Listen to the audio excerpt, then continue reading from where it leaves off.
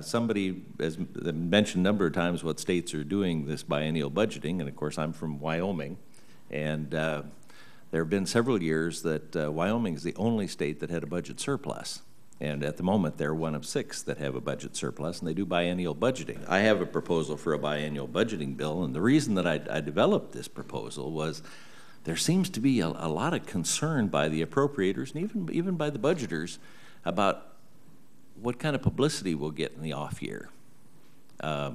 So I split the appropriations process into 2 parts. When you're dealing with trillions of dollars, you ought to have more time to spend on the actual spending than what we've been doing. When we're trying to do trillions, it's really hard to even concentrate on $1 billion.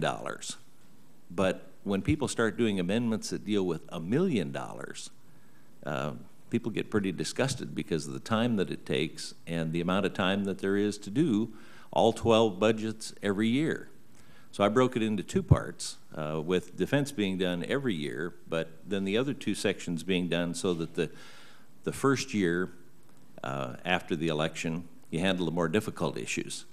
And the second year, you handle the ones that are a little easier because you don't want it to get into politics, particularly not into presidential politics.